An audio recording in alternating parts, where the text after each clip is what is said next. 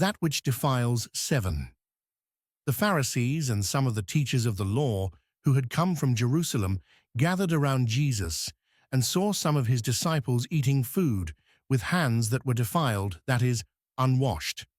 The Pharisees and all the Jews do not eat unless they give their hands a ceremonial washing, holding to the tradition of the elders.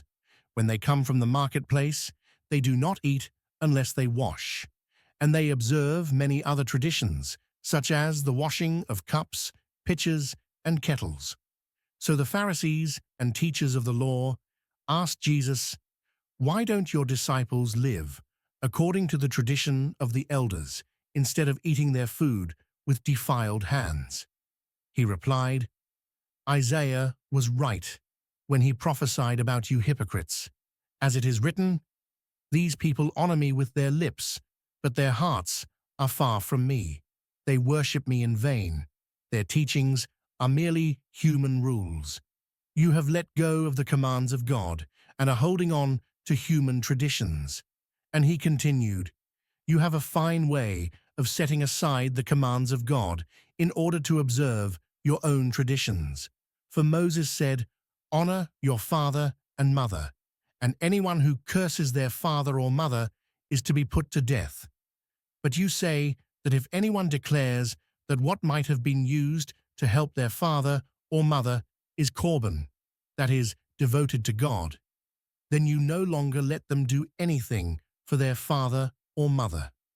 Thus, you nullify the word of God by your tradition that you have handed down, and you do many things like that."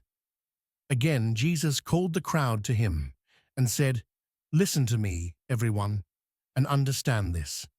Nothing outside a person can defile them by going into them. Rather, it is what comes out of a person that defiles them." After he had left the crowd and entered the house, his disciples asked him about this parable.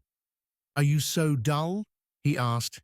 "Don't you see that nothing that enters a person from the outside can defile them? For it doesn't go into their heart, but into their stomach, and then out of the body." In saying this, Jesus declared all foods clean. He went on, "What comes out of a person is what defiles them.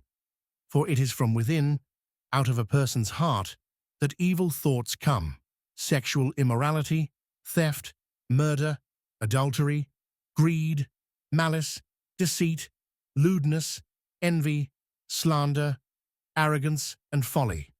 All these evils come